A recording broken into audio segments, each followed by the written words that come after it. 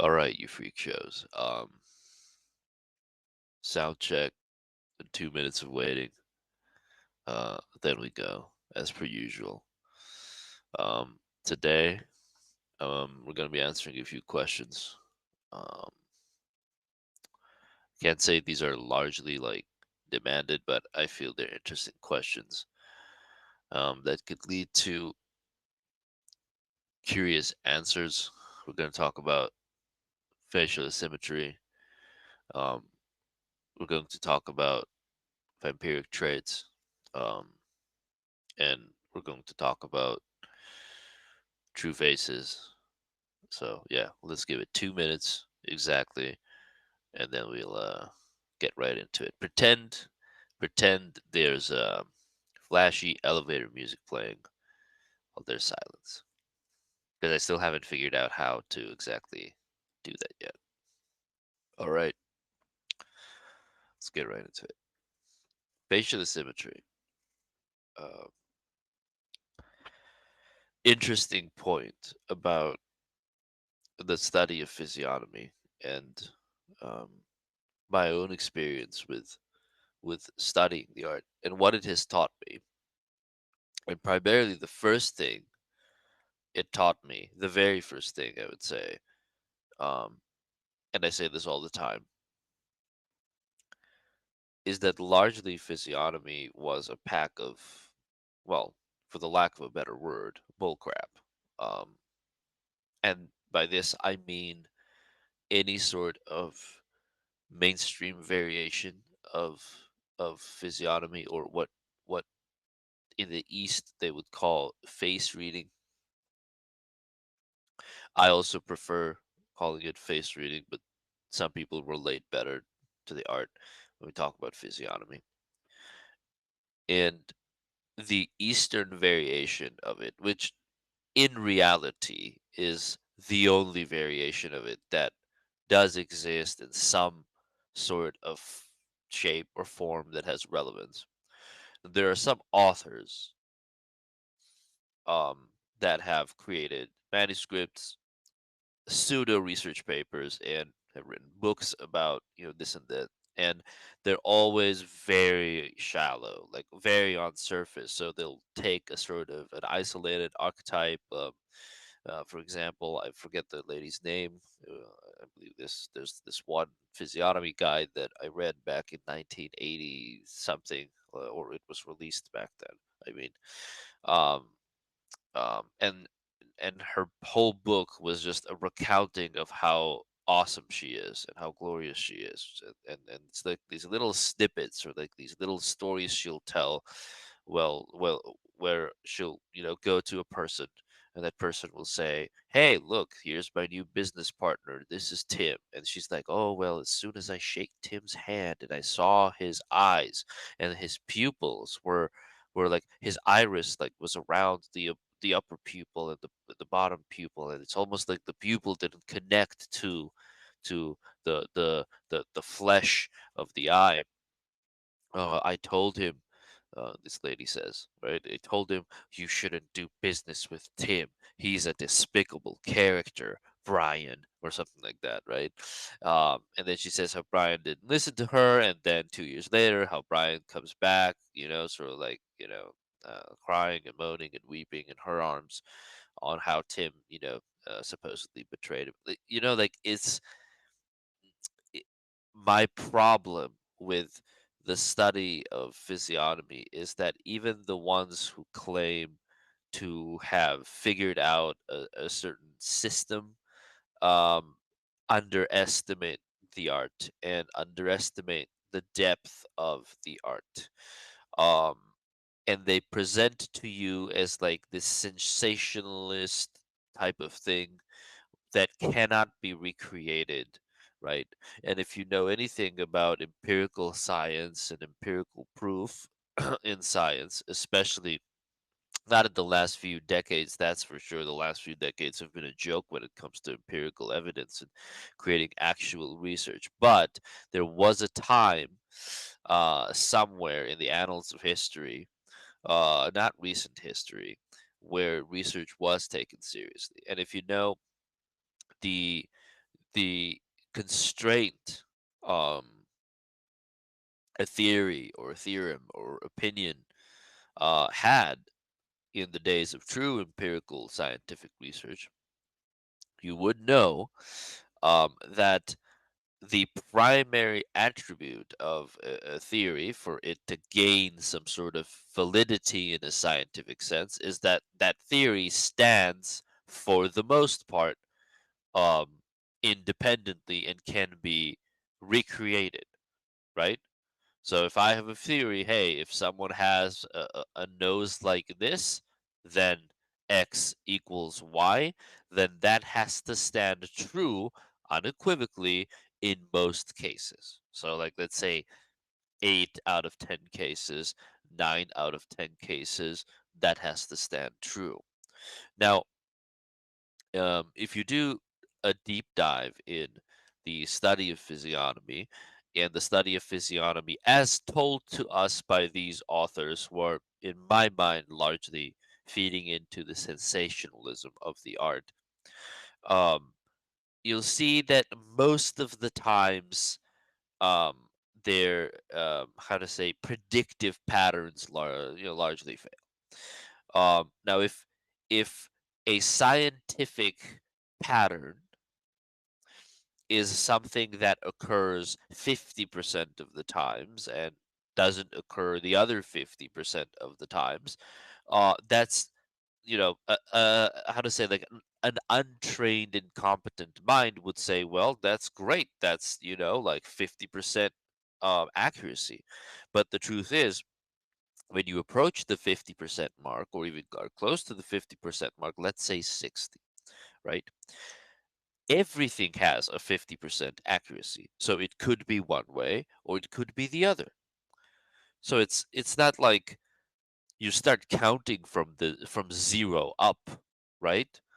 You need to start counting when it comes to the accuracy of an art, let's say, that is blamed to be a pseudoscience. You start from 50% up. So the accuracy of your art, the true accuracy, the scientific accuracy that provides empirical evidence, is something that can be accurate beyond the 50% chance mark.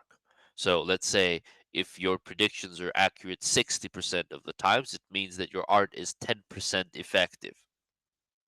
Let's put it like that. If you're accurate 80% of the times outside of just pure dumb sheer luck, which is the 50% mark. So, like, well, a brick could fall from this building, or a brick could not fall from this building. I don't know. What's most likely? Well, depends on the building. Depends when it's situated. Depends on the day. Depends if there's a high wind or not. There are many variables in play that can recreate your prediction, but they're not really predicted by a competent observer. They're predictions that are how to say they're bound to happen. So someone eventually with this type of ear or that type of eye or this type of nose will commit some sort of heinous crime, and then you'll point your finger and be like, "Oh, aha! I told you." Da da da da. Da. So, but if you look at it predominantly from again from a percentage standpoint, you'll find that all kinds of people commit all kinds of crime. Um so it's very important to understand that most humans um are not equipped with the understanding of holistic context and the understanding and the depth of mind to even reach into the full depths of the art they claim to have mastery of, they claim to know. This is why physiognomy, for the large part, in a mainstream sense, it never took off like quite like astrology did, right? Because astrology still had the foundational base that predicted the patterns and the temperaments of archetypal energies that are depicted as its root source. But physiognomy never did, or we think it never did. Why? Because no one wants to have their dirty laundry, right, put out into the public. No one wants to have their dirty little secrets put out there, right? freely. And that's what physiognomy does, right? It gives you a good glimpse of, and not a theory and not a suggestion. There are certain aspects of physiognomy that give you an incredibly good glimpse at just who you're dealing with, why they're talking the way they are, what their temperament is like, how do they map the world, what's their mental mapping like, what's their psychology like, what are probably their interests, how do they approach things, how do they approach behavior as a whole, what is their reaction to spontaneous critical, situations or life-threatening situations. You have a very good understanding um, of these simple things. And then if you can conceptualize the psychotype of the person you're reading, which you should be able to after a certain amount of practice, then it physiognomy very quickly becomes a predictive model, but not a predictive model in a scientific sense like we mentioned. So it's not like you can put this down into numbers and words and images and symbols, and then create some sort of predictive model out of it, right? But it becomes a personal predictive model. This means there's a leeway, there's an amount of guesswork that goes beyond science and into the area of pseudoscience, which the practitioner allows himself to engage in an intuitive manner with the art. But it largely becomes a 90% formulaic model of a predictive model of behavior and features and traits when it comes to the person you're reading, and that extra 10% is your intuitive sense created out of a holistic contextual understanding of whoever you're reading. So but today, obviously, the conversation is not about that. It's more about answering a few questions. But I did want to create that sort of disclaimer first. And you'll understand why very soon, I surmise. Um, the idea that certain facial traits um, affect a human to such degree in an isolated sense or alone that one could determine whether they're a criminal or not with just like a single feature or a single facial trait. Um, for like largely, this is degenerate, right? It's dumb because that's not all a person is, right? So you always, when you read someone's face, when you do a true face reading, you look at uh, traits and features that link to general behavioral tendencies, but you never say this person 100% will engage in this behavior because they have this singular trait, right? Now, is there a heightened chance that they might? Probably yes, right? Is there a high chance that a Capricorn sign in astrology will be perceived as stubborn? Well, yes. Does that actually make them stubborn? Probably not, because their stubbornness can be a misinterpretation of so many other traits like confidence, determination, grit, toughness, endurance, unwillingness to change their how to say direction, right? So it's all about interpretation as well. And a funny thing about physiognomy, and I'd say how you can say the difference between, how you can tell the difference between someone who has no clue what they're talking about in the art of physiognomy and someone who is decently versed in it, is that they'll take a singular isolated piece of someone's face, and then they'll give it a singular meaning, when in truth, in the art of physiognomy, two people can have the same trait, but contextually they might gain a completely different meaning, right? So there's a point of neutrality that happens on the face, and that point of neutrality can be interpreted in two or maybe even three different ways according to what the contextual canvas of the face is. what is the rest of the face showing us to then give context, right? So it's like a letter that reads differently depending on, you know, um, where it is used in a word, right? Um, like peak and peak. Get it? Like it's two. It has two different meanings, but um, you get it. Anyway, facial asymmetry in an esoteric sense, right? The esoteric understanding of facial asymmetry is this: there is an underlying genetic code, what we call in face reading.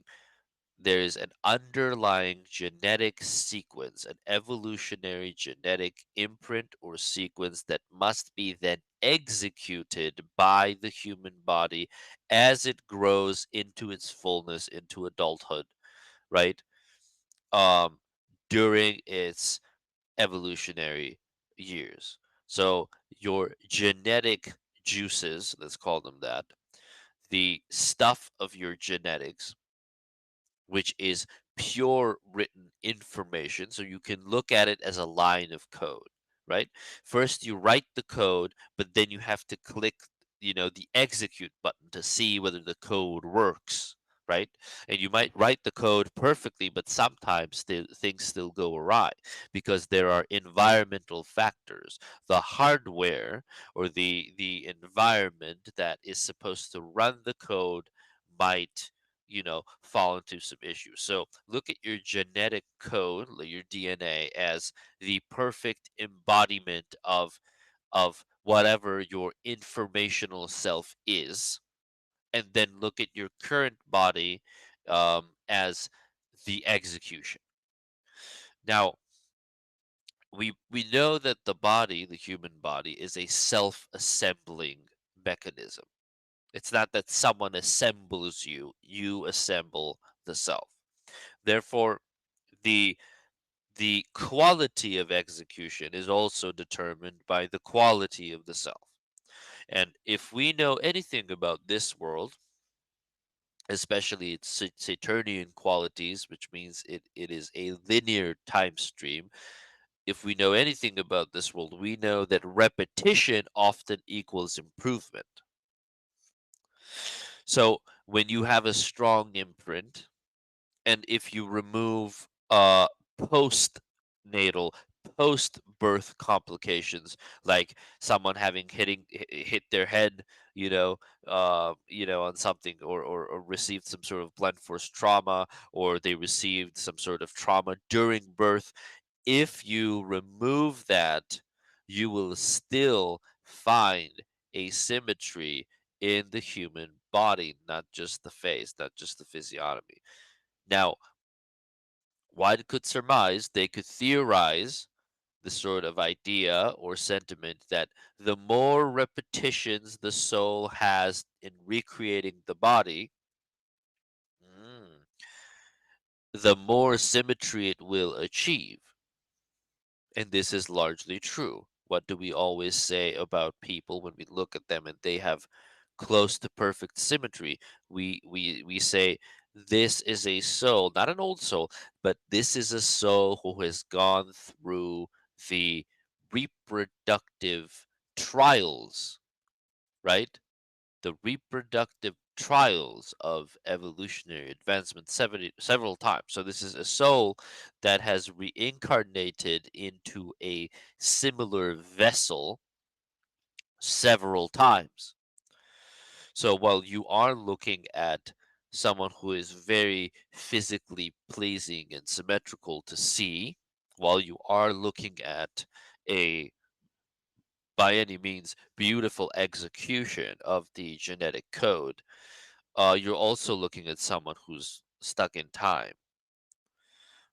You're also looking at someone who is largely failing to address certain spiritual lessons over many lifetimes. Um, you're looking at someone who has had to rebrand and readjust and recreate their genetic code, which was similar or had similar stuffs or juices, let's call them that, within it. And they have recreated themselves several times in order to get it right and for the difficulty to decrease. Of course, the difficulty of having done something. So, for example, if I have a specific life path or lesson to learn, and I don't like talking in these terms, by the way, there's never a specific life path or lesson. It's just a simplified version for the sake of simplicity at this stage of learning. But yeah, let's say if I have a specific thing to learn, right? Now, each time I attempt to learn it, I might fail, but there are small improvements along the way that I will inevitably be making, right? So let's say during my first reincarnative cycle, or during my first lifetime, as I am recreating my body, as I am self assembling my body, because I am a self assembling organism, I will have a little bit, less success than the next few times. So the second time, third time, fourth time I do it, I have more and more success. So I might have not conquered the lesson, but I have improved along the way significantly over time. So beauty is in many ways a double-edged sword because there is an inner beauty that some people carry, and then there is an outer beauty that is a very repetition based. It's not even beauty, it's symmetrical perfection caused by, well, repetitive self assembly. Now, how are vampires? Let's talk about the vampiric physiognomy archetype. How are vampires depicted, right? Um, it's almost like they have this macabre, um, we have this macabre understanding of vampires, but they're always very attractive. They're incredibly symmetrical. They're very attractive. They have sharp facial features, right? They do. And the higher up you go in let's say the vampiric um, mythos, or even let's say popular description or depiction. I'm sorry, in popular media, right? The young ones are, you know, rather attractive, but confused and very lustful. And the higher up you go, the then the more monstrous elements of the depiction of vampires, um you'll meet the monstrous depiction a little bit more. But the idea of vampiric physiognomy is that when a soul is either stuck in a natural sense or in a non-natural sense, so synthetically, in a certain stage of a reincarnative lesson, and they have had the fortune or the luxury of having self-assembled a body for themselves several times over. So if you, you know, assemble something out of a Lego collection 20 times, and if I have only done it once, of course you will create something that's far more complex, far more aesthetically pleasing, right? Same thing with bodies. This is why beauty can be a very it can be a very tricky thing, because you look at the vampire and one with vampiric sort of like archetype or energy, and you always say, well, that is an ancient soul, but it's not true. The idea that a soul is ancient does not necessarily mean that the soul is advanced. This is the um difference that I want those who are asking me this question to understand. There is soul advancement, right? And then there is, how to say, how ancient a soul can be. So a soul can be very ancient, they can be very primal or primordial, right? and their physical emanation, their material body, can also depict the gifts and the luxuries provided by being ancient, but that doesn't necessarily mean that this soul is advanced. So when you look at a consciousness, a stream of consciousness that is advancing at a rapid pace, right, through their reincarnative cycles, they will have asymmetries. They will. They will have issues in the body. They might have scoliosis and kyphosis and so on and so forth.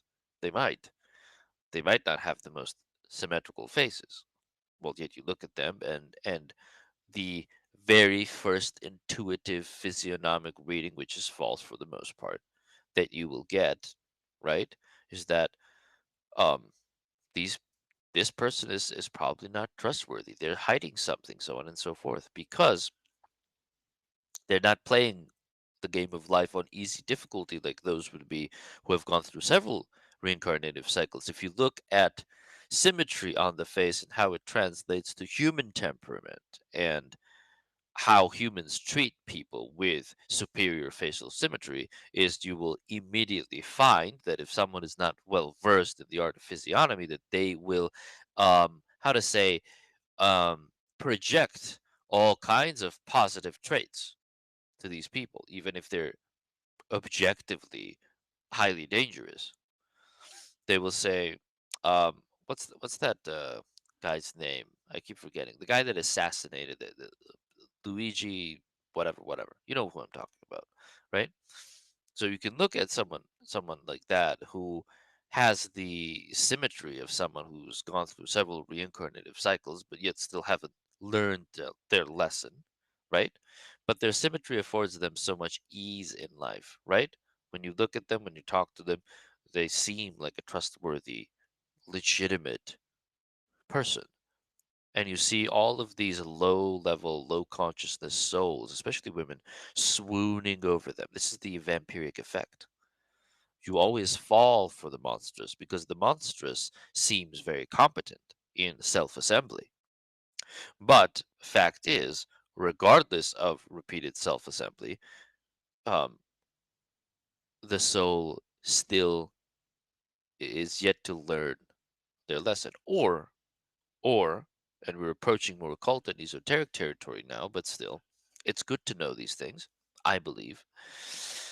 Um, the art of ritual and the art of sacrifice comes into play, meaning that if a soul has recreated or done self-assembly several times and they're stuck on the same level, they will retain more of the traits and memories from the past attempts. So if you try to beat a level of a video game 25 times, you go in with sort of like a fresh character every time, but you have a good instinctual or intuitive understanding of what the level entails.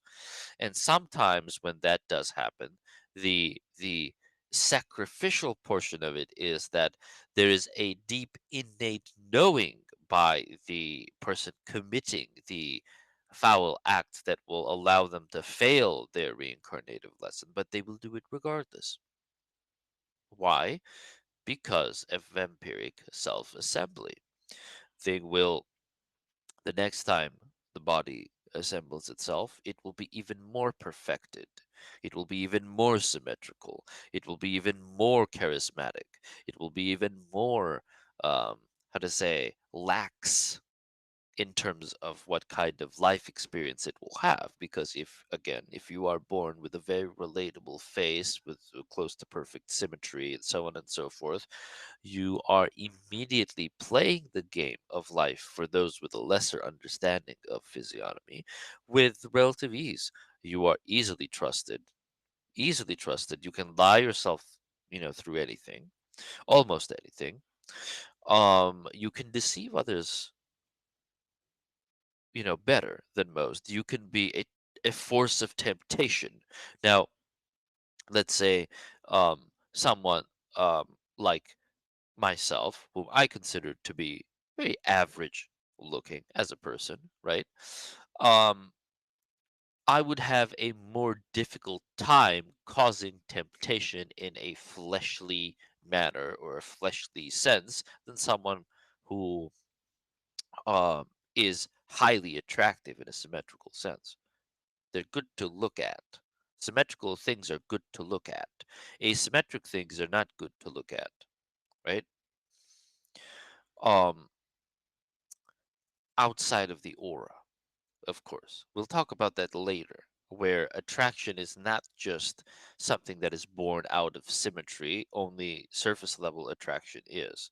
But even if, let's say, someone who is not so well versed in self assembly, but they're spiritually advanced, their charisma and their attraction will far supersede the soul that is not advanced but has good, genetic symmetry and facial geometry, um, because it's two forces working against one. But we cannot deny that there is an undeniable factor of what we would call, let's say, vampiric physiognomy. What are some things that you know about vampires? Well, they live for a very long time, at least in popular media depictions. They're very ancient. They're ancient beings. And they defeat on the energy of others because they cannot sustain their own divine conscious life streams. And why does it happen?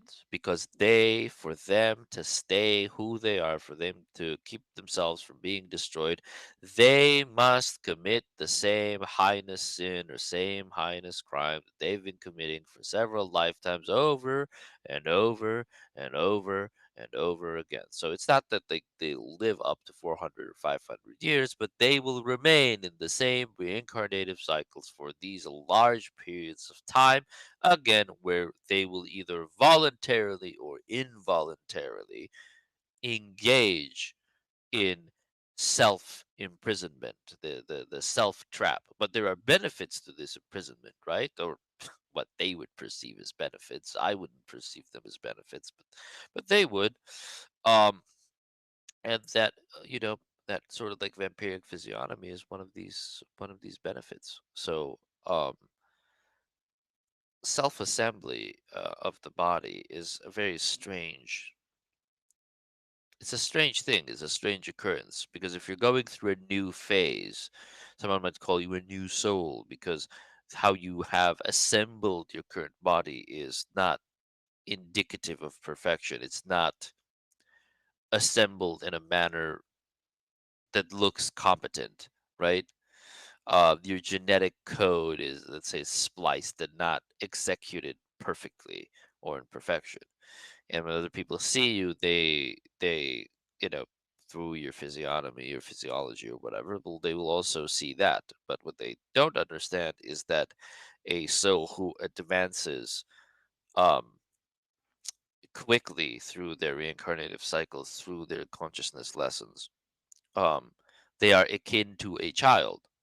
So it's very funny because the most advanced soul and the most youngest soul, they basically look alike. This is why they call saints and so on, so forth childlike. There's a childlike quality to the awakened or semi-enlightened soul or human being. There's a childlike quality to them. When you look at them, you almost can't take them seriously.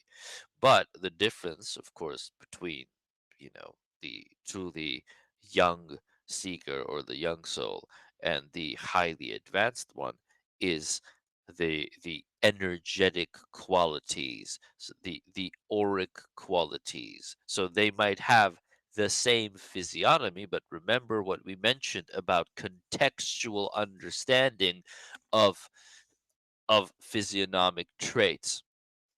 Their true faces are completely different. So they embody completely different, they embody the same stage of energy, meaning they're stepping into new territory, but they embody completely different energetic charges. One could embody a an energy or mindset of novicehood. Let's say if you're training martial arts, you could be a white belt forever, right? Meaning you're open to learning at a constant rate. So this is why the first belt is white, but the most philosophical and the most philosophy ridden belt is white, because the moment you advance in complexity and sophistication and mastery, when you achieve the final level, which is the all consuming black, let's say, in most martial arts, sometimes it's red or brown. Um, when you achieve that level, you have put yourself into a state of non learning and mastery. And that mastery also must be admired and respected. But once you get to the next stage,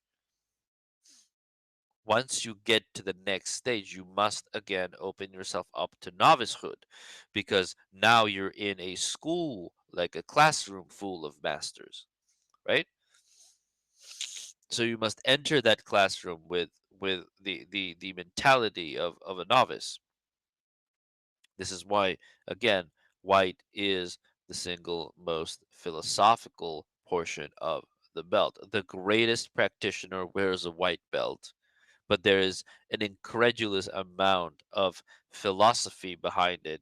And the 6 year old, right, kid wearing their very first belt, who stumbles and mumbles their way into a dojo or a gym, they also wear a white belt. So there is a childlike quality. Oh, and the coolest part between, right, the teacher and the child, they resonate on the same mental principle, on the same wavelength, on the same idea that I'm going to learn from you and you're going to learn from me in a playful sense, because the child is the master, because the child, with his curiosity and search for knowledge and wisdom and learning, true learning without the ego, embodies the master more than anyone else who's on the middle levels.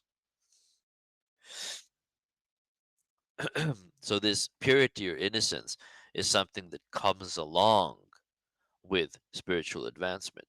So again, you must be very careful if you study the art of physiognomy, and then you also study sort of like the esoteric makeup and the soul machinations of the three-dimensional world. You must be very careful to assign divinities or divine traits to people who do not, in fact, do not embody them, right? Most of the actors and actresses that say you see in Hollywood, they have vampiric physiognomy because they have gone through many reincarnative cycles, many times with very similar makeup, because they have done very little spiritual advancement. And until they learn their lessons, they will keep doing the same. But their body, in its self assembly through repetition, will have mastered the art of self assembly. So you will find them more attractive, more alluring, so on and so forth. The one thing that never changes, and I will say this, right? I don't ever mostly want to give too much information about the physiognomy of the eye. But one thing that I will say is that the eye, through these spiritual travels, so on and so forth, it doesn't change, because the eye is the mirror thread, the primary indicative element of the which soul embodies which vessel. This is why we say, when you do something, wrong onto another person, this is why we say, look into my eyes, understand the full essence and breadth of who and what I am before you engage in this behavior. Um, Someone's requesting to speak. Let's see what you got to say, brother. Talk to us. Talk to us. Ask any questions. If anyone has questions, ask. Hello. How you doing, brother? We can hear you. Not too well, but we can hear you. Um, okay, so I'm sorry for interrupting with this. I don't know if this topic is very related. May I still ask the question? Um, You don't know if this concept is related, and then we cut you off. Okay, fine. Thank you so much. All good. Um, ask your question if you can, but speak up a little bit. So, this question is not related, but I think I'm in love with this girl, but I don't know for sure because I'm scared of woman nature in general, like how all the past moments we've shared mean nothing to her in an instant. That So, really scares me.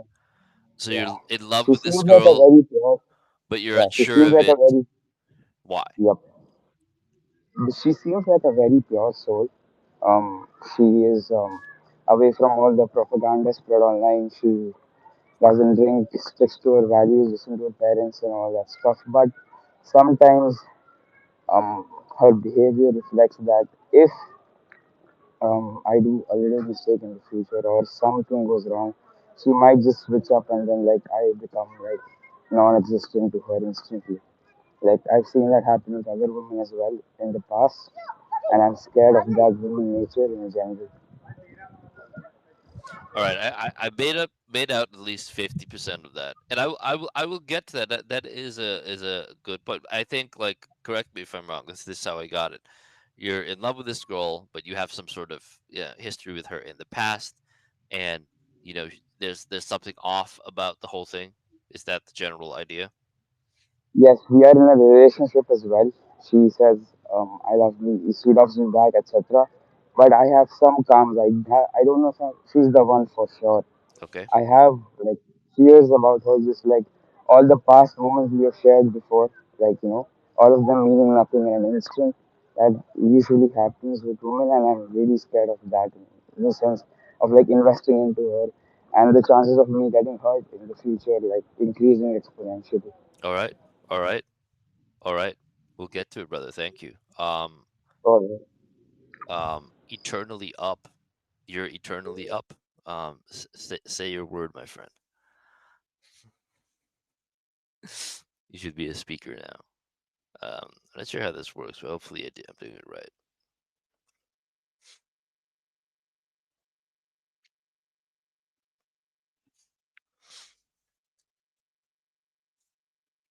Let's give him a minute.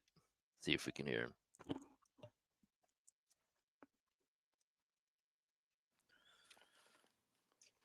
Can you guys hear me? Yes, sir, we can. Nice. Hey Jack, I wanted to ask you about your post about the alter ego. I think you made it just a couple of days ago, and I shot you a DM, but this space seems like a good place if it's okay to ask. Um, I'm pretty positive that this is happening to me. Just like kind of crazy strings of synchronicities and things that have kind of been going on for the last few years. My question is, I just don't like what's the difference between, let's say, embodying an archetype and then like an actual entity possession, right? Like I feel like this is happening, but it's like a pretty specific energy that some might call an entity, and I'm just like trying to, not get fucked over here, if that makes sense. What makes you feel like it's an entity, like specifically? Specifically, okay, so basically I chose a, let's say, a persona or like a an artist name for music, and then like different dreams and certain things connected me to look into this entity, and because of the connection to it, and yeah, essentially at one point I realized that the name I chose was actually one letter off from the English translation of it. And so for me in my mind they're kind of connected now. Um for more context, it's like a specific Aztec entity that's associated with like music and Mm, dance, stuff like that. okay, okay, that's a great question. Let's answer it. So the first one, the the relationship thing. Um, I don't know how this relates to physiognomy, but it doesn't have to. I feel like every relationship is first sparked by physiognomy, right? You look at someone, you have a certain sort of like mm, sympathy towards them, you gain a sympathy towards them. But um, I really want you to pay attention to the verbiage that was used, even though I couldn't hear it too well. I got a few words out of it very clearly. So the verbiage used when describing your situation is hurt, pain, future, fear. I'm afraid of da da da da. Right. So when it comes to, I mean, I know like we talk about like intergender um, dynamics a lot on this channel, and I never intend to, but they're a very large part of um the spiritual lessons that all of us are going through, right? Because the primary topic and the attribute of that deep down is, well, love and self-love, and understanding the risk that comes with engaging in mutual, sort of like relationship with another human being. You have to understand that the underlying risks of it will never be pragmatic. So if you're looking for a mathematical or pragmatic answer um, to the question of why you should open yourself up to be emotionally vulnerable and give someone else that much sway over your emotional state, right? Which is the truth universally. No one can say that this isn't so, because deep down, every human being, every human soul is tempted to desire this. And this is what we desire, as which is a good thing. It's one of the desires that I would argue is a good thing, to desire unity with the other.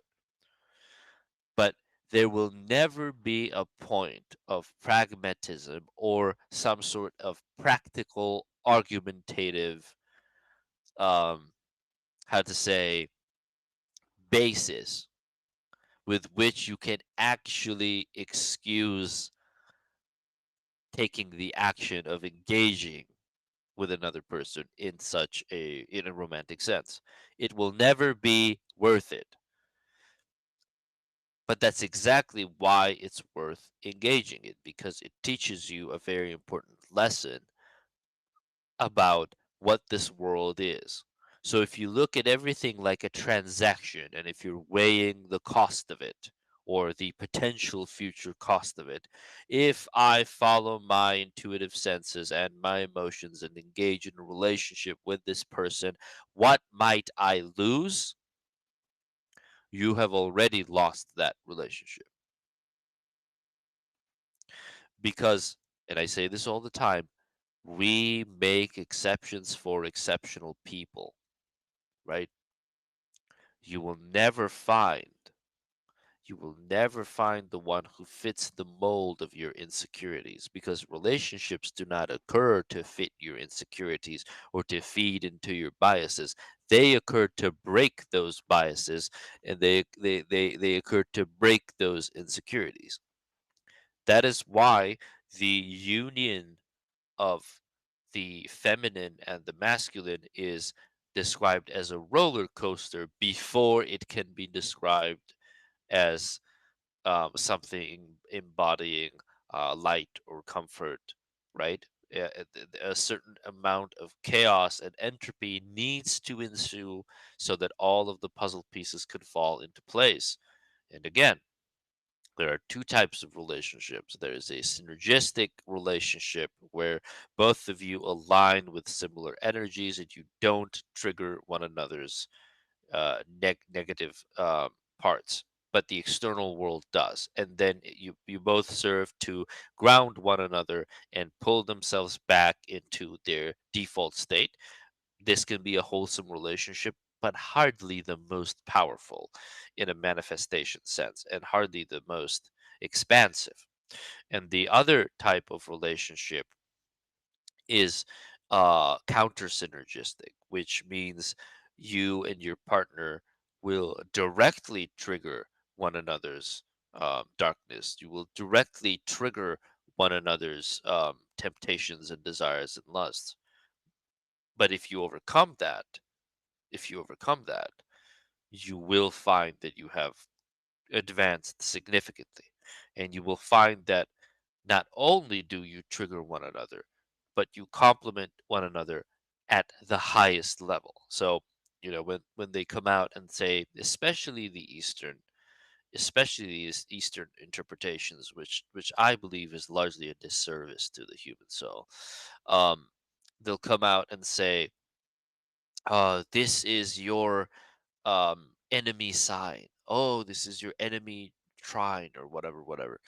Um, I understand why this is done because the Eastern mindset, which is largely a communal mindset, it loves to treat people as cattle in a sense, right? It loves to treat people as predictable, deterministic programs rather than it always underestimates the persona. Again, it underestimates the personal development of the soul, right? And it tries to boil it down to its most elemental core. And there are benefits to this sort of thinking, which is the Eastern style of thinking. It's non-individualistic, but there are also very large disadvantages. And one of these disadvantages is not understanding that yes, fire and water are opposites, right?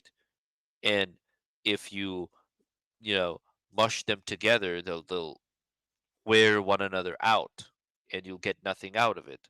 But but if you can put purpose, if you can put an alchemization or a transmutative element between water and fire, such as a pan, you have just created the basis of alchemic transmutation and alchemical magic, right? So you put a pan down, right? You put some water on the pan, right? You put a fire beneath it, you heat up the water, you have just purified the water, and you have also given the fire a purpose. You understand what I'm saying? So it's very important for you to understand what kind of relationship you're getting into. And the relationship that usually scares you is the second one that I described. It's the counter synergistic start with an incredibly synergistic end. So if you can't face one another through a third medium, a mediating force. So, for example, that mediating force could be a child. This is why relationships where, having troubles on a personal level, they will, have a baby sometimes, and that will or savor the relationship because these two forces cannot live conjuncted with one another. They cannot slam into one another and hope to create magic, right? um the the wind, when it's too great, it puts out the fire. You understand? But when the fire is too great, all the wind does is it just exacerbates the fire, right? And then you have everything burning down. You have to understand that there is a careful game of balance that is played constantly in counter synergistic relationships, and that balance must be achieved through firstly, before you've both worked yourselves out, through channeling the excessive temptation, lust, so on and so forth, and all this energy into a third mediating point. It could be a business, it could be a child, it could be building a home. You understand? You can't touch one another, but you can touch the same thing.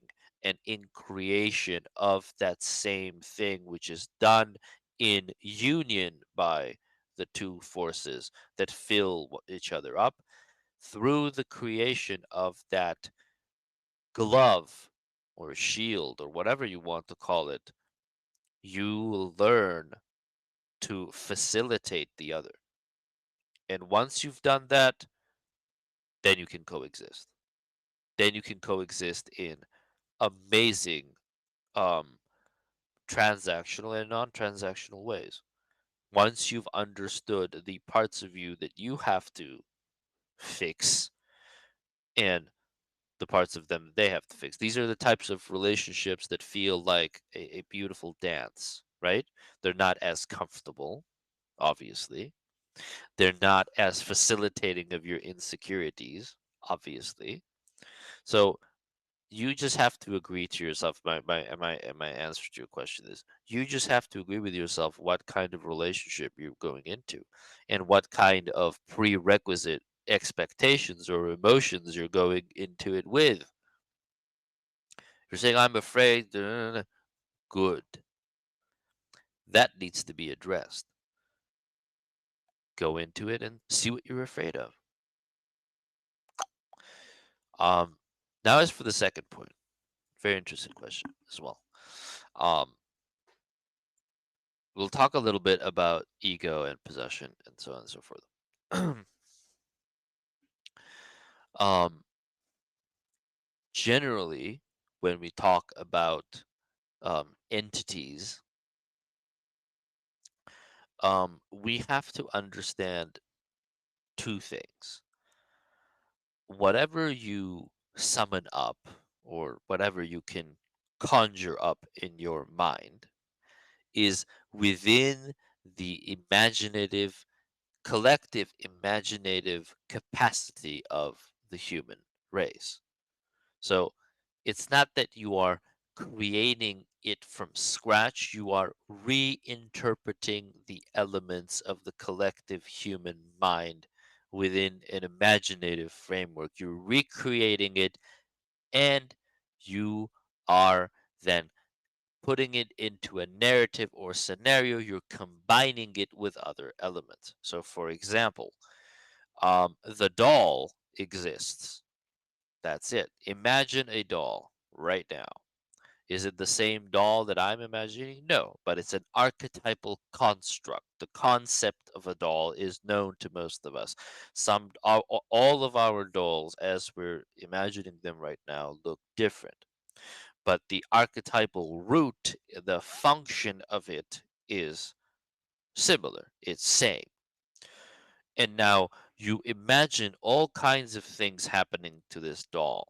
Imagine it, whatever you want, right? Whatever you associate with, be it with stick it with needles, have it go on a walk, hug it and give it some love. Like, get it? Like, imagine something. We don't know what you're doing with your doll, right? I have no idea what you're doing with it. Neither of us do. But I guarantee you, whatever you are doing to it is a combination of other archetypal energies that we all are aware of. We all know. So we don't know exactly what you're doing with it, but we know that you're engaging in a specific type of mental masturbation, right? When it comes to what are the most strange things that you can engage with when you're imagining something. Imagine a box. What's the strangest thing you can do to a box, right?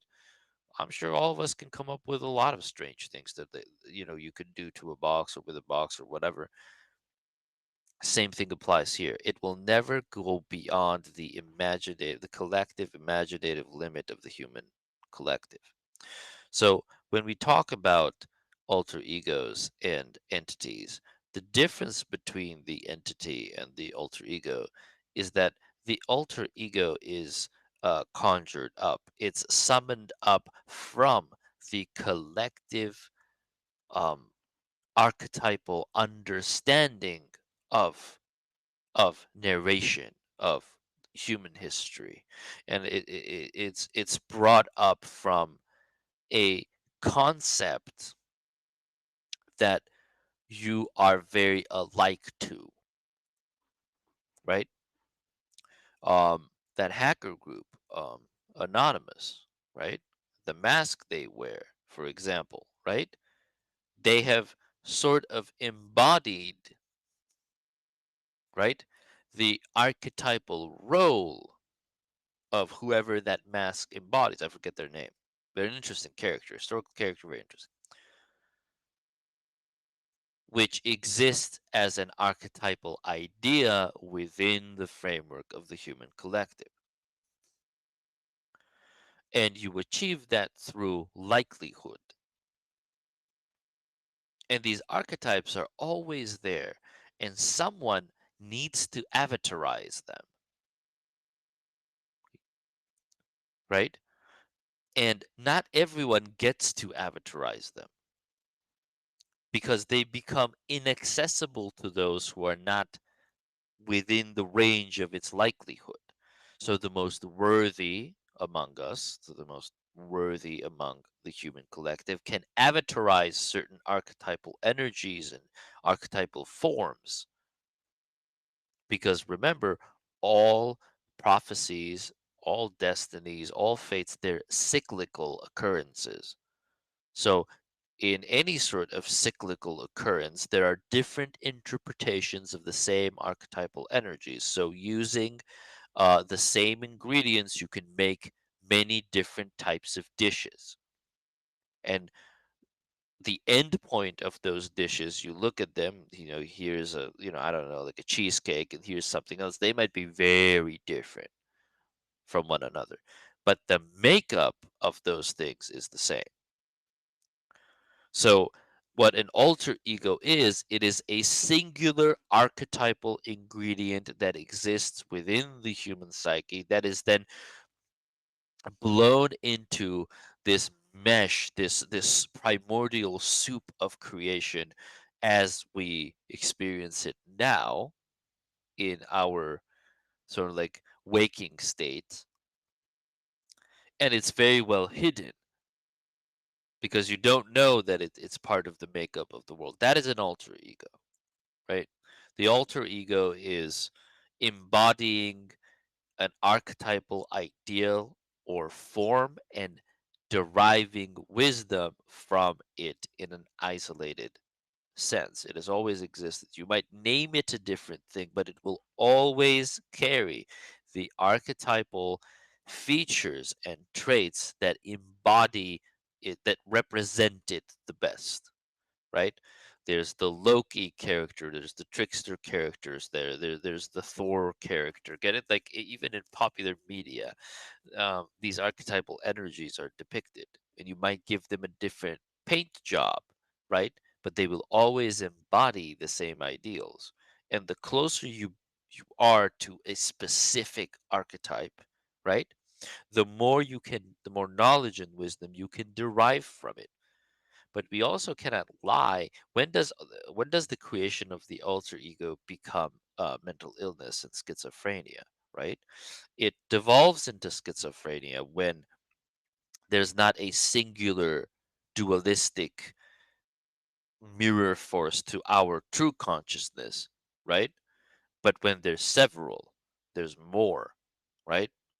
So you can't become a new thing every other day because it will not be authentic to you. So you become the alter ego because it is authentic to your primary self in the first place.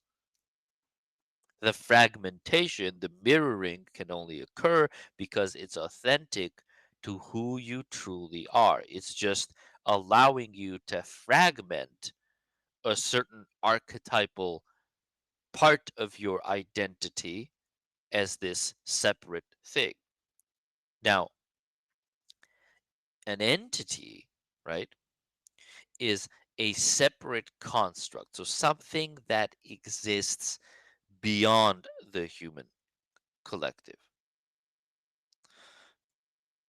something that is not born or could not be born out of the human element or the human experiment. The entity is something that is invited into the human vessel through a variety of means, but it is not born out of the collective human spirit, so to speak. Now, could it be a disgruntled or malformed human spirit or essence? Yes. Could it be An ancient entity, yes, but the difference between the entity and the alter ego is that the alter ego is a thought form. It is an idea or an ideal or a collection of ideas. It is an archetypal story that unfolds cyclically through time, right? The barbarian king um, goes into the mouth of hell to retrieve um, their long lost purity or honor and dignity, right? So that's an archetypal story, and one becomes the barbarian king by embodying his features and his desires and goals and his quest, inheriting his quest. And through achieving that, they can come closer to that and attain the wisdom of that archetypal story. But an entity is something that is not born out of human storytelling. An entity is something that is invited in an energetic sense. So let's say you took something from Aztec, mythology.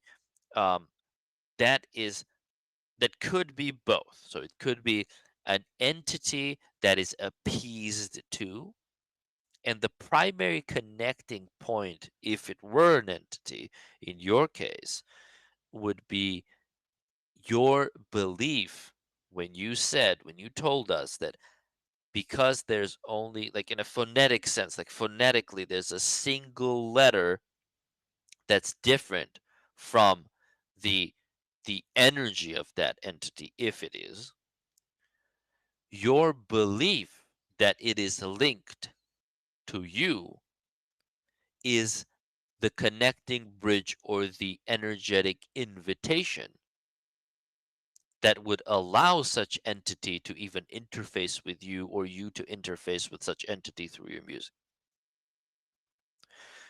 Your music being the spell or the ritual embodiment of the art of invitation in this sense, but your belief is the connecting bridge. It is what allows the entity to interface with you because your belief is your choice, right?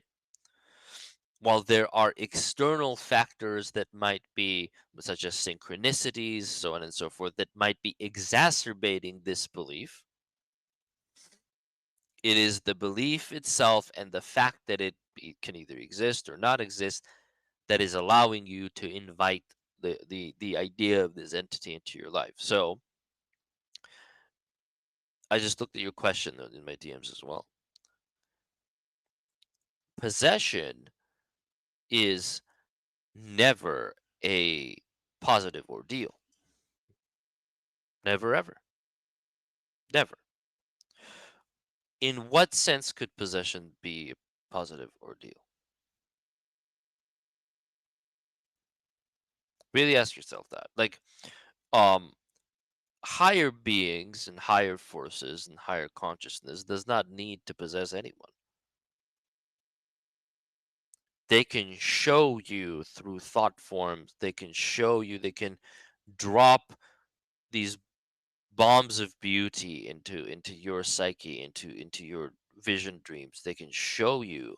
They don't even have to explain why. They will show you, and it is so beyond your understanding of beauty that you become enslaved by the idea to to make something come true if they want to.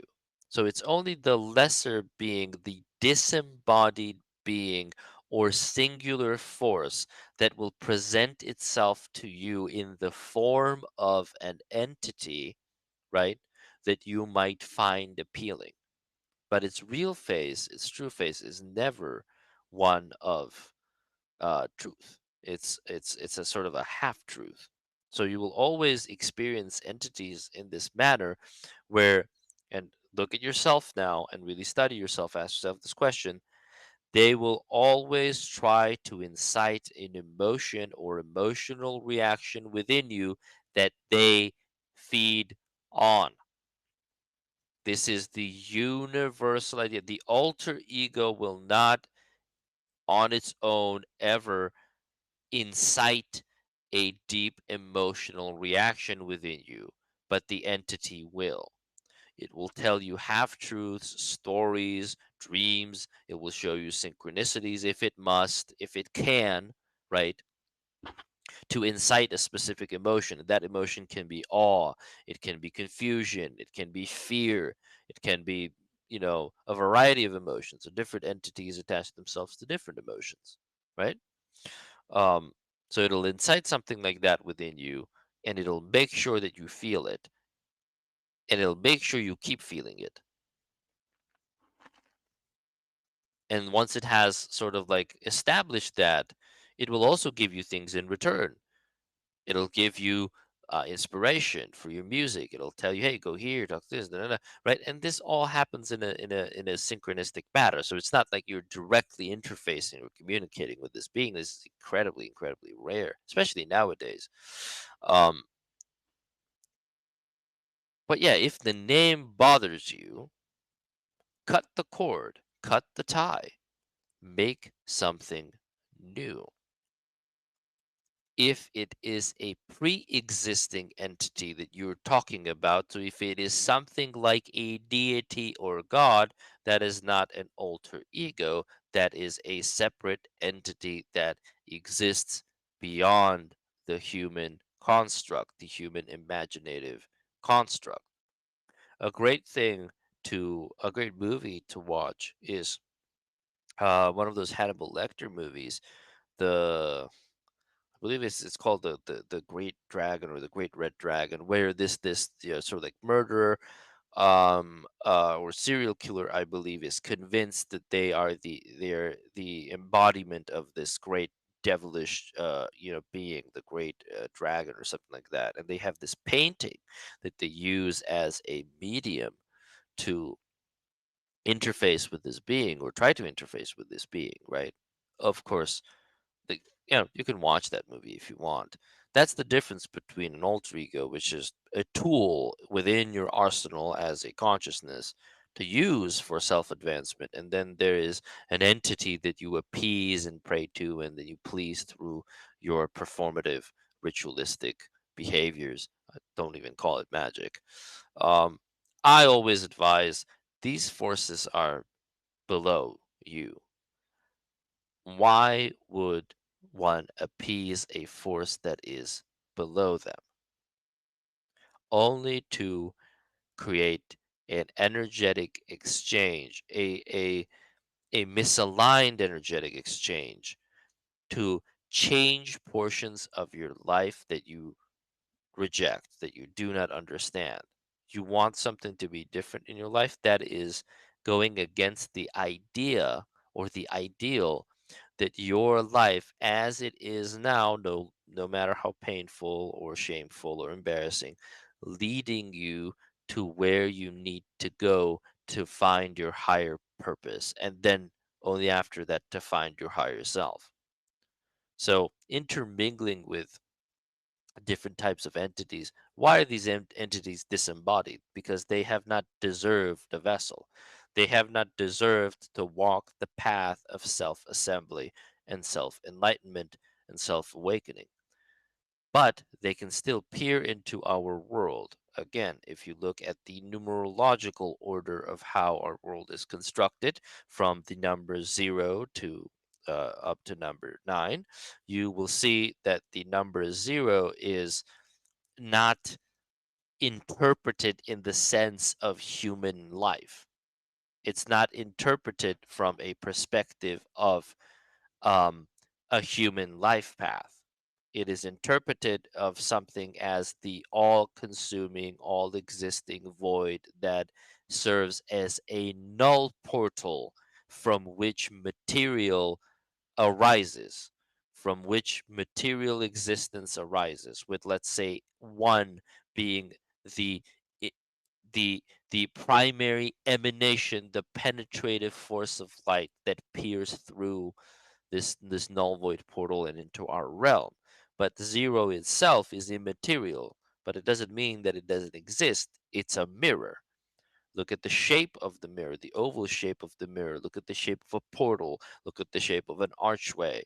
So our world is a connecting point between the disembodied and the beings who are disembodied, who can peer into our world and embody sometimes vessels within our world, right? And the higher realms. So our realm is somewhere between. It's the between realm, right? It's the world of portals. And one last thing I can say also about this is these things might seem a little out there for the how to say, for the uneducated, for the curious mind, right? But even a very basic understanding of human physiology, so, and we'll go down into this from a physiognomic standpoint again. If you look at the makeup of the face and the human body, you have the utmost left hemisphere of the brain and the right hemisphere of the brain. We already know these two hemispheres in a scientific sense, empirically proven, embody different states of mind. One is logical and pragmatic, the other is creative and abstract, right? And then they are inverted. So when, let's say, when you're doing a face reading, right? the the left portion of the brain seems, again scientifically proven, seems to control the right portion of the face, and so on and so forth. So it goes into almost like this DNA genetic pattern all the way down to the body, building out the tree of what they call the tree of life, um, all the way down, and then it inverts continuously until the base root. So it is a meeting point or a conversion point between the masculine and the feminine energetic charges, which are the two primary forces that make up our world. One is emanating from the null void or from the disembodied primordial pool of infinite possibilities, and the other is emanating from a place of order and hierarchy and heavenly order and hierarchy. And when these two forces intertwine with one another, let's say within a female body, let's not talk about the male body today, but within the female body, in the connecting point, so in the grand midpoint of where these energies intertwine in the female body, where the cross is created. This is the deep set idea behind the symbol of the cross, where the cross is created exactly in the middle of of the female body, where the child in the womb is gestated, right? That is where the portal lies. That is where the portal is. That is from which the quantum consciousness emerges within the gestating body of the child within the female. So the female is a walking portal of consciousness, right?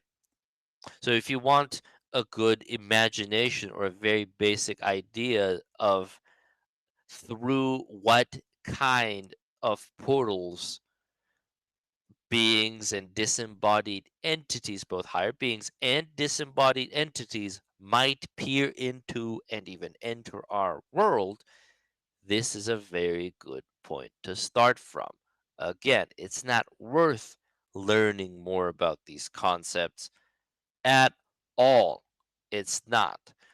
But for the sake of simplicity and for the sake of educating oneself to understand the primary differences between these two aspects, which are very, they're not even alike, right? When you really talk about it in this sense, to understand the primary differences, this is how you um, do it. If there's a strong emotional reaction being made, if there's a strong emotional charge being created for harnessing or harvesting, yes, you're probably dealing with an entity. My suggestion, again, you do as you wish. My suggestion, distance yourself from it. new. Connect with the new. Don't take something that has been deified, right? And associate yourself with whatever exchange or modality of energetic exchange comes along with that.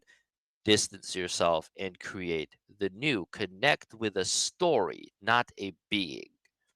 Connect with an archetype, not a name, right?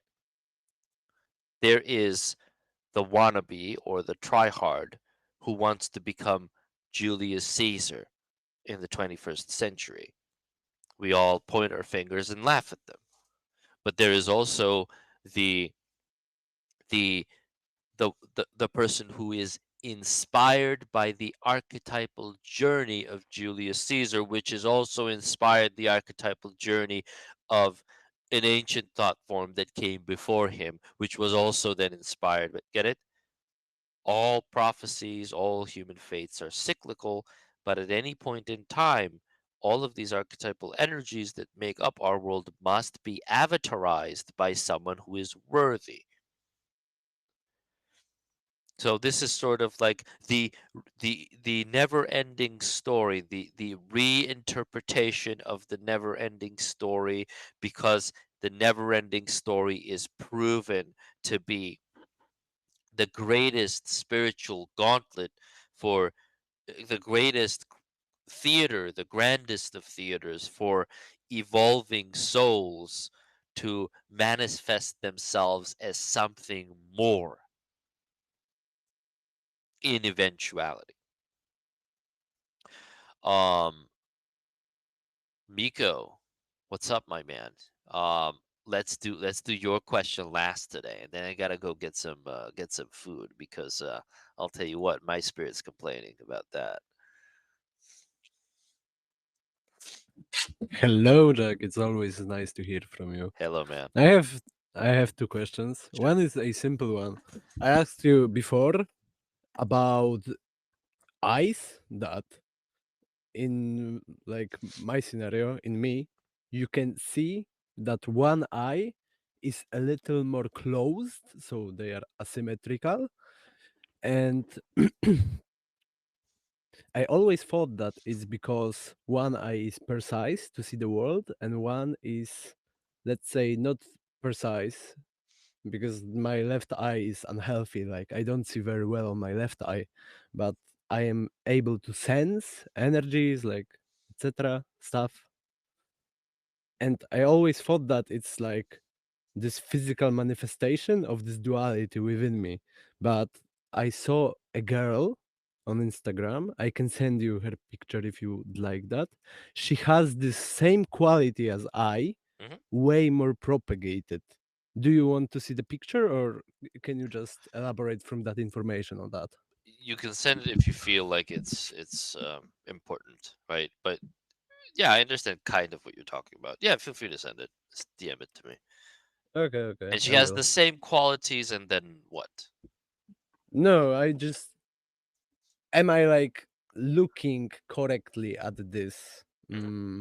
phenomenon, or am I just tripping out?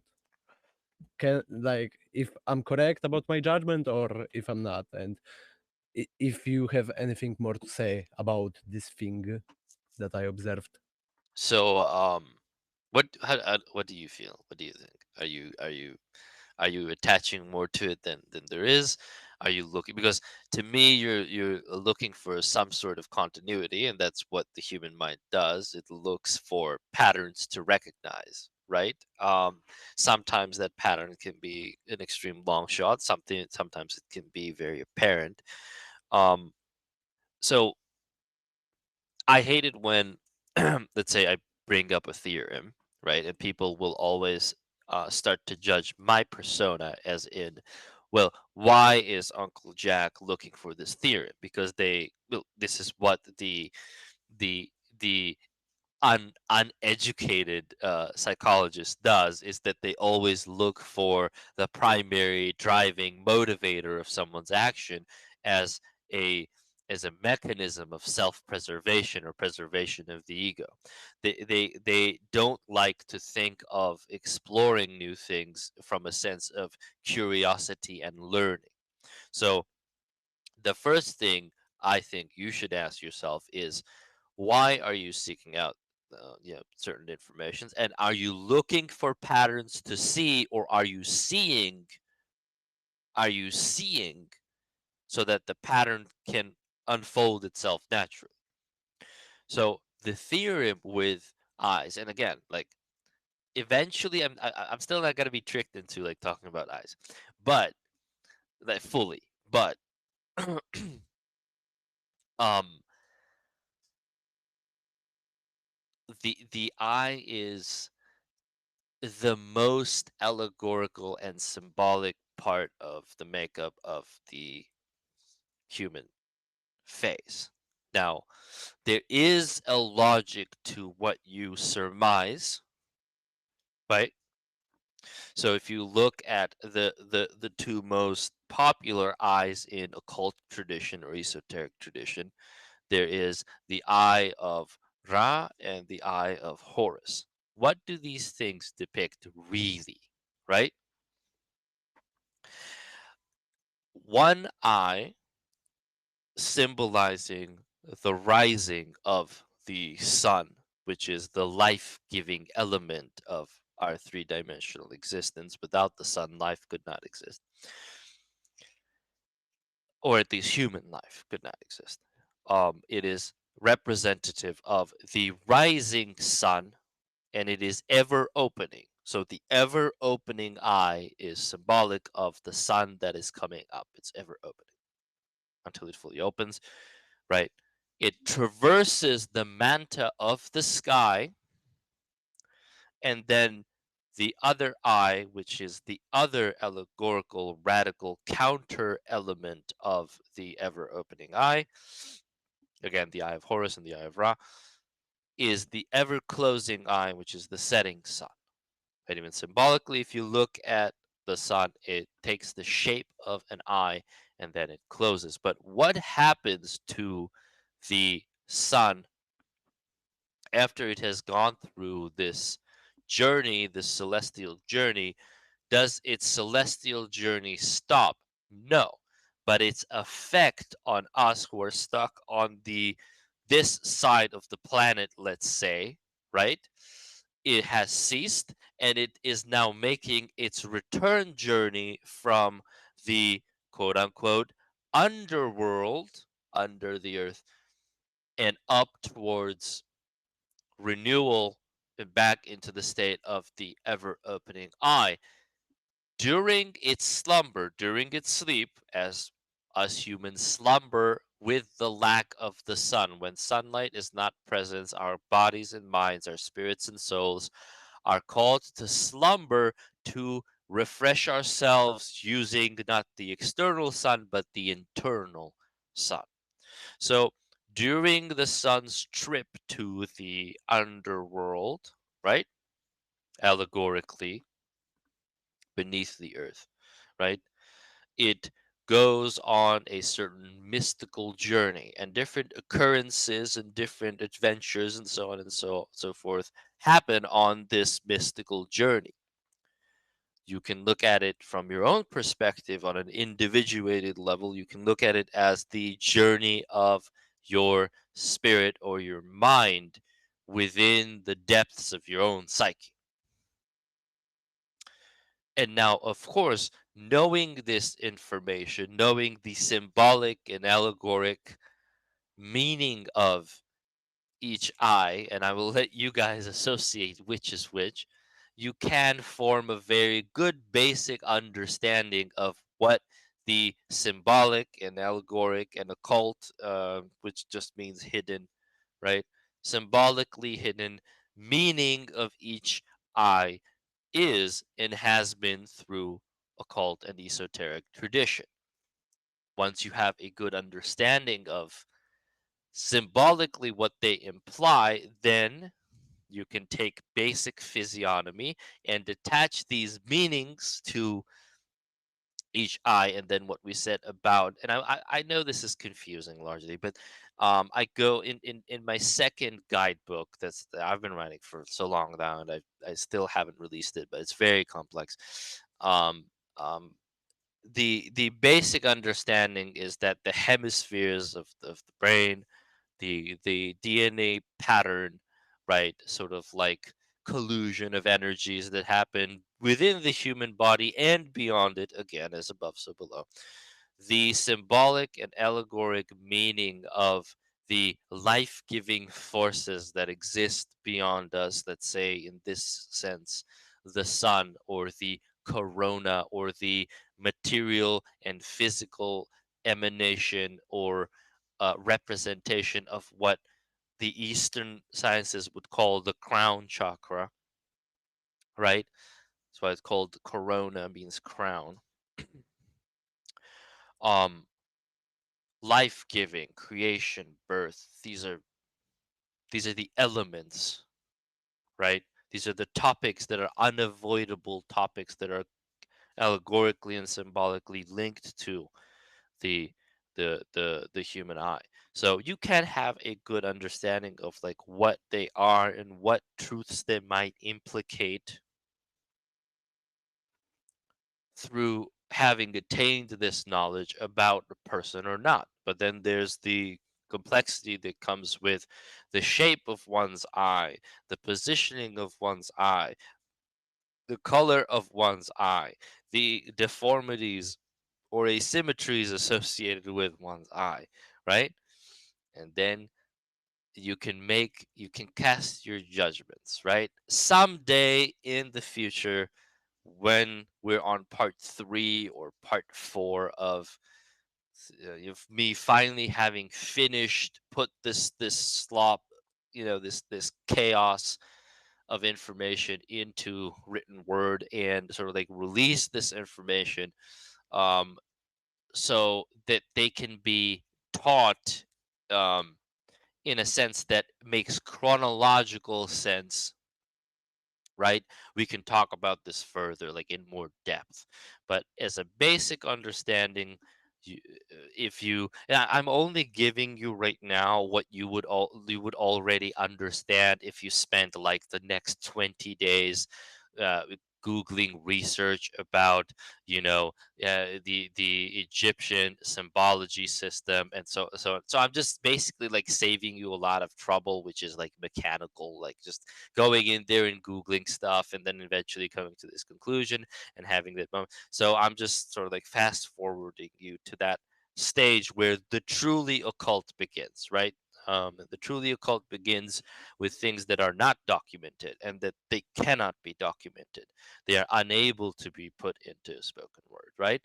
Um, and that's the best I can give you. Right? I can sort of like serve as like this fast forwarding mechanism to, ideas and truths and, symbolic meanings that you could have gained, with, lots of Google searching or AI or whatever.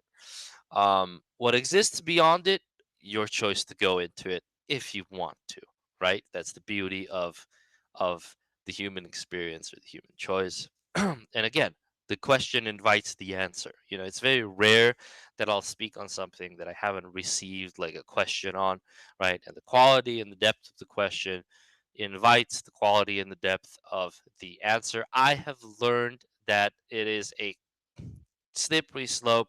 It's a careful thing to openly sort of like educate in a direct manner. This is why I hate doing it. I don't think this is my role, and to prove things to people in specific.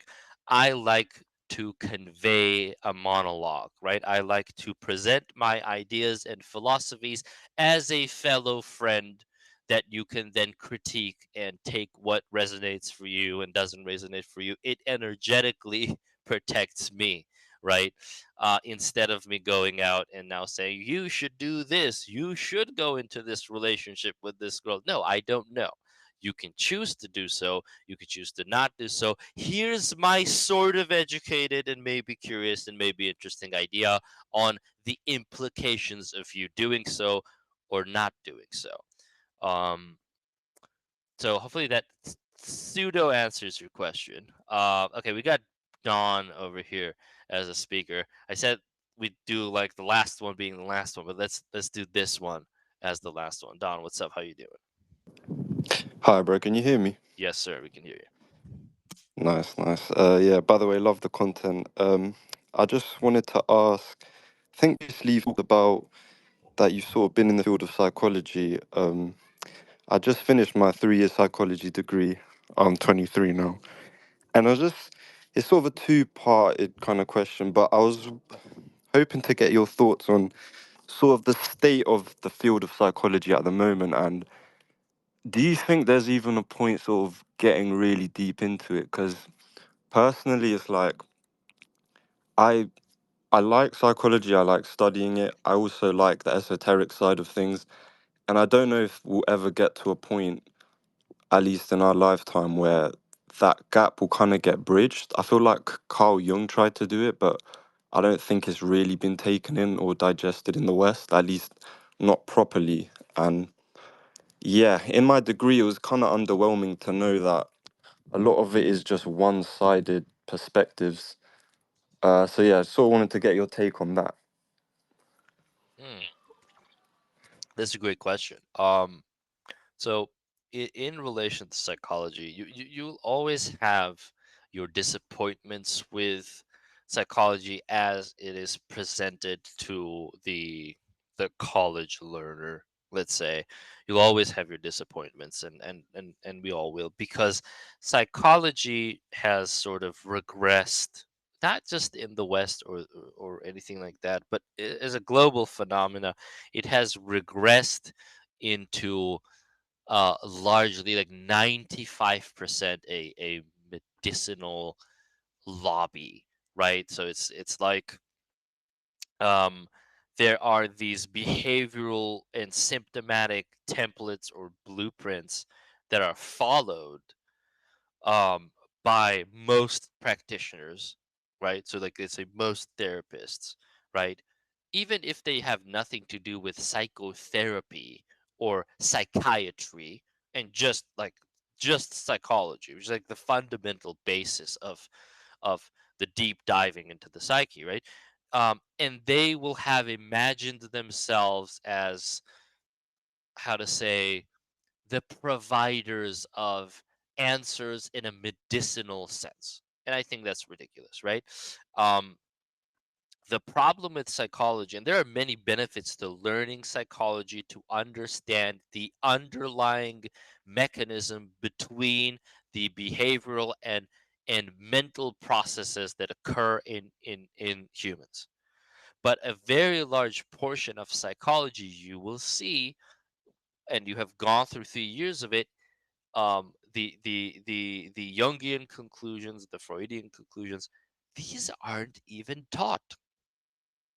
These aren't even taught to the degree um, that one would like to know. So when you imagine yourself, well, I'm going into, like, let's say university or college to study psychology, you're not even given the fundamental basis of you're not even given the tools with which to create a practical practice out of, right?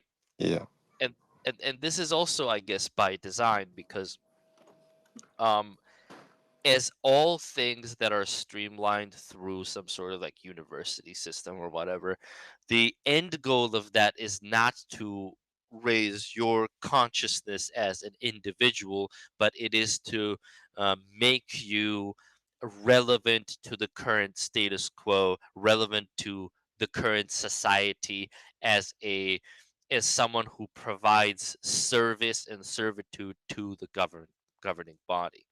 And a an abstract art that has to do with the soul, right, and the betterment of the human condition will almost never align with the desires of the ruling or governmental parties as they are presented today in the world. Why? Well, because it doesn't make money, and money rules their world. So of course, psychology as it is now today will devolve and regress into something that is that is almost like on successful on a pseudo level, right?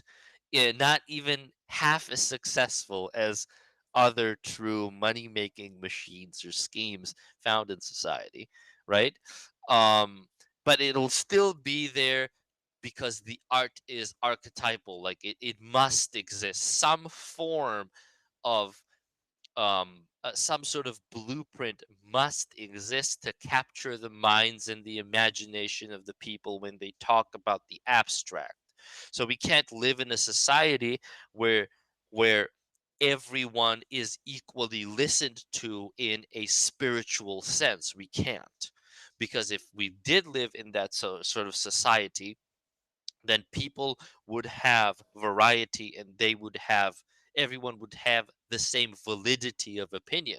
But today, what if I told you that I can have you go through 3 years of university where I will teach you very little, but I will give you just enough to seem more competent than the average person when dealing with matters of behavior and soul and spiritual meaning, so on and so forth, and why those behaviors arise, for you to create some, for you to serve as my curtain of illusions that, ooh, I'm a psychologist and I know so much, and here's the degree that says Brian is very good at predicting human behavior and creating some sort of understanding on why this behavior occurs and which pills to swallow if you want this behavior to stop, right? um and then once this is established, it's it's almost impossible, for example, someone like myself, if I were to market myself as a psychologist without having attained a degree, right? It Yeah. becomes almost impossible for me to gain validity, because why?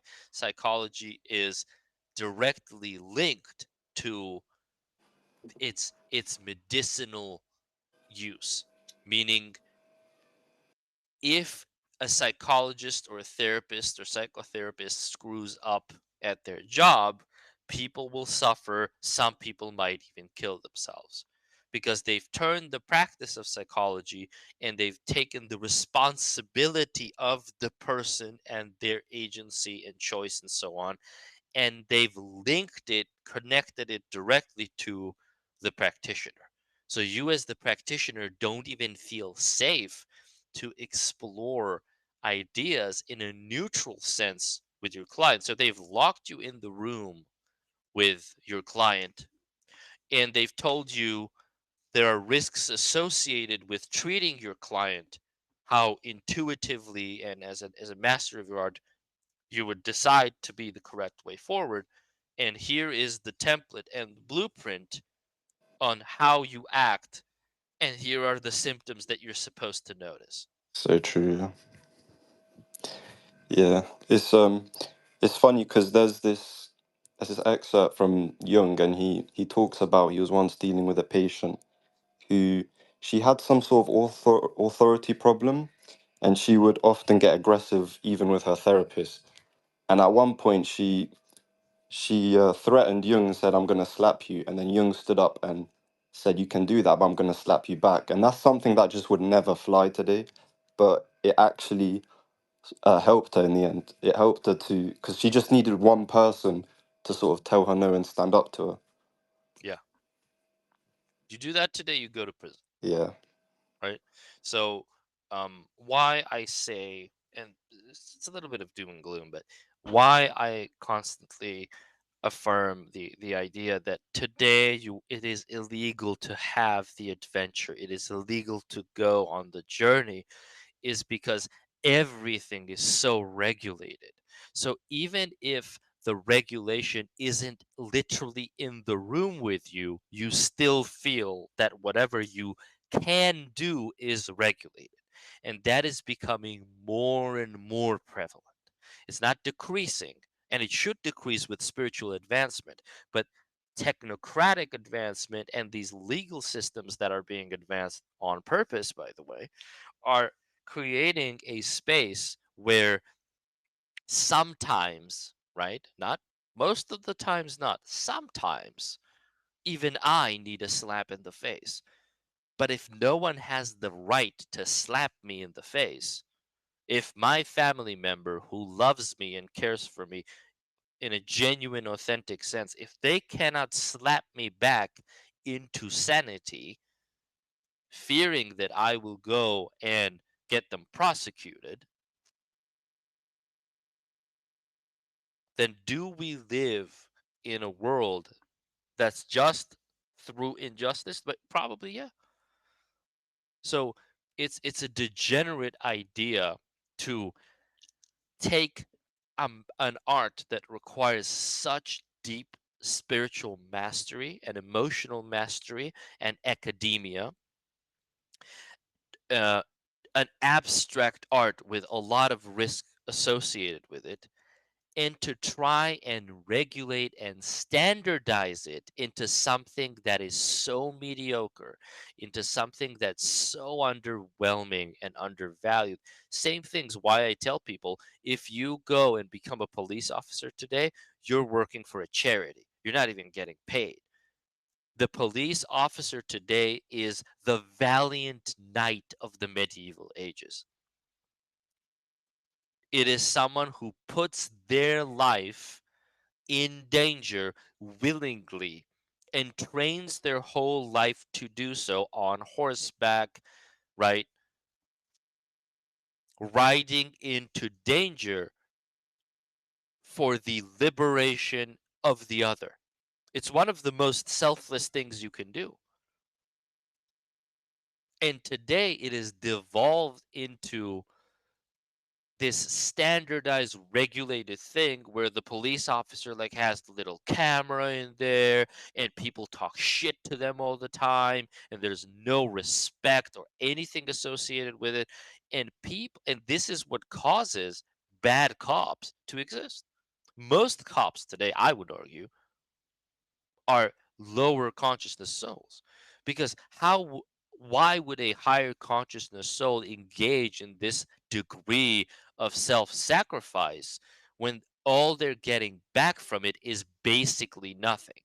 Why would a soul engage in spiritual healing, which is one of the most difficult things to engage in as a psychologist or a practitioner, when your failure is so costly? So you're attempting to do something so difficult, and instead of the government body being so thankful and grateful for the work you're attempting to do, you're attempting to treat a spiritual illness that cannot be studied, that cannot be seen, right? And if you fail to do so, so if you fail to follow the formula or the recipe that they've laid out for you, hey, officer, this is the law. This is how you follow the law. If the law says you can't go and I don't know, like search someone or whatever, whatever, because you know these are their rights and blah blah blah blah blah, right? Which you intuitively might even feel that I have an intuitive feeling that this person's hiding something. They might shoot up this school or something, right? But if I disable you from being able to do that, to explore and then perhaps apologize if you're wrong or something along those lines, I'm actually creating a more dangerous society. So I'm overestimating the value of the comforts of an individual, right? But I'm underestimating the abstract or the occult parts of your work or your profession to such degree that it's basically offensive to what you're trying to achieve, to how difficult it is to achieve what you're trying to do. So yes, psychology is worth studying. It's worth getting into. It's worth knowing for its own sake. But as a practitioner, as a traditional or classical understanding of someone who's a practicing, like let's say a behavioral therapist or psychotherapist or whatever, it's a limited construct. You can't help people through it. You really can't. It's very rare, right? And then the business incentivizes, the business model inspires you, to go into your practice by elongating it and over dramatizing the practice for the beneficiary, which is your client, because you want them to keep coming. There's no reward for them leaving. You want them to keep coming so you can keep getting paid. And the general environment of poverty and your impoverished lifestyle, or something along those lines, right, is disallowing you to not act this way, right? So it's a terrible, terrible thing where you're indirectly or directly incentivized to force people to come and attend sessions with you, even if you're able to quote unquote heal them in only a few, in just a conversation, right? When Sherlock Holmes solves a crime, he gets the prize of it. He gets the achievement, the reputation, the swagger that comes with it, right? But right now, if a detective is unable to solve a crime, he gets fired because he made the government look bad. That's the difference. We have walked into a world that is so inverted and inverse and degenerate that we can't even be allowed to feel gratitude or display gratitude for the people who are sacrificing the most with gaining very little, and instead we're treating them as basically disposable garbage, right? Why hasn't the detective caught the yet? What is the government doing? No, no, no. Go on and do it. Try to do it. It's one of the most difficult things a person can do. It's one of the most catching someone who doesn't want to be caught. Wow. Gee, right? And that's why corruption happens and spoiling it, because we can't find within us to be grateful for the things that are objectively difficult to do. Teachers, I talk about this all the time. Teaching is one of the highest responsibility jobs, and one of the most, I've done it for a little bit, one of the most difficult things and one of the most thankless jobs a human being can engage in. And it's not celebrated. All teachers get is criticism. All teachers get universally across the globe. I don't care where you live. You should have done this. You should have taught it this way. You should have done blah, blah, blah, blah, blah, whatever, whatever. Why do we send our kids to school and not homeschool them? Because when you homeschool them, you find that it's so difficult to do without burning yourself out, right? That you have to outsource another person completely to educate your child. So having gratitude for these things, which society doesn't, or not having gratitude for these things, I should say, has created a society where we don't give a shit anymore. Like today, if you go and work as a police officer, as sad as that is, someone like myself considers you who's not very smart. You must not be very smart. Someone, if you go and like, if you have to survive and work as a teacher, great. But if you go and willingly work as a teacher, then you're someone not you're not someone who's very smart. If you go and work as a firefighter, you're not someone who's very smart, because you are doing the most dangerous job for the least amount of return, and the only thing that gets um viewed and popularized are your greatest failures. When's the last time you heard the news? Wow, this firefighter saved, this building from collapsing. Firefighters could not save the 17 people who. Oh, okay. So, yeah, you go and work as a psychologist. I'm telling you, as someone who's experienced it, it's a thankless, degenerate job that can genuinely put you behind bars if you fail. Because the only portion of your job and your work that can become sensationalized are your greatest failures. Yeah. So, What prompted you to ask that question, Don? I'm curious as um, well.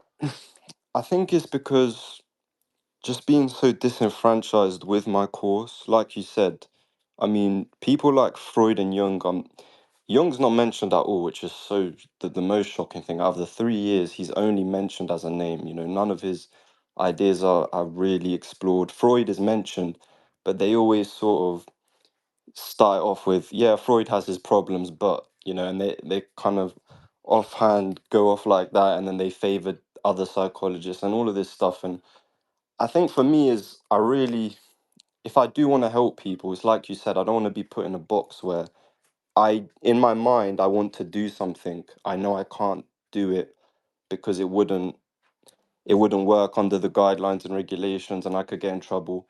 And so I'm just going off of sort of their guidelines. And am I really helping anyone in that case? Not really. It's like it's just a bit of a conundrum for me right now. I can't disagree with it, right? So okay, let's finish it off with this. Like really, this space has gone for like forever now, but you basically have experienced what every um curious mind experiences when they go into psychology, thinking they're going to do a deep dive and like um, um, Jung and Freud and so on and so forth. These very sort of like archetypal figures in the art, but you very quickly discover that none of these things are discussed. All that is discussed in modern psychology is the failed theories of the ones who didn't make it. Right, the failed theories. At least that was my experience, Yeah. right? When I went through the course, it's like, well, this was the theory of this and this psychologist and their psychotherapist in the past, but now is it was disproven. But so it's like a history of Yeah. the game, not the understanding of the game itself. Yeah. So you're just learning about, well, like if we talked about like football or soccer, right? Like well, Manchester United beat Liverpool in 1978 with a score of 3-1, and then Liverpool came back and beat Manchester United with a score of 5-0. Get it? Like it's just like a recollection of the opinions and discussions of others that are no longer relevant to modern reality, and not even the why behind it. So they don't tell you like why it was disproven, or the research or the mechanism through which it was disproved, right? They just tell you it was disproved. So if, someone who's like gone through the course, great. Now you know what to study, so you can take that positive from it. Now you know what to look into, right? Mhm. Now you know like what to go into if you actually want to learn um how the human mind conducts itself, right? Yeah. um but yeah, look, hope that sort of partially answers your question. um we're gonna do another spaces soon in the next few days when we feel like it. If anyone else has a question, feel free to ask live. I don't ask people to like write them out anymore because like it's just better, it's like more natural. Thanks for everyone for listening in. Think about the symbolic and allegorical meanings of the things you learn. Don't just get into sensationalism, because when it comes to esoteric study, there's so many of opinions and persons and minds that are just selling the sensation of you having found out something great. And sometimes you'll read something they'll post and you'll be like, oh my God, I can't believe it. And then nothing comes out of it. And this is what proves to you that what they've given you isn't of real substance. What they've given you is some sort of momentary elation of emotion, or some sort of like momentary bliss, right? So be very careful with like what you become enamored with, like on an emotional level too. um Understand that these things take time. They take years, sometimes even decades, to fully study and understand, right?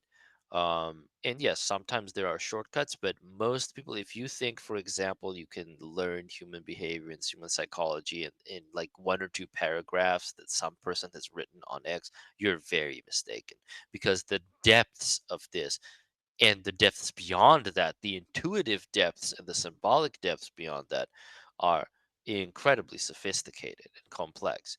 But it's worth learning because it gives you the fundament, it gives you the foundational intellectual database through which then you will interface with the higher intuitive realm.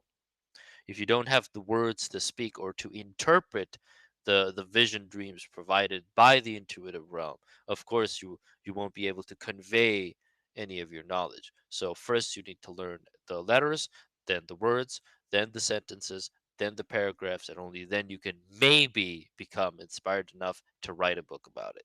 So there you go. Much love to everyone. Hope everyone has a great day.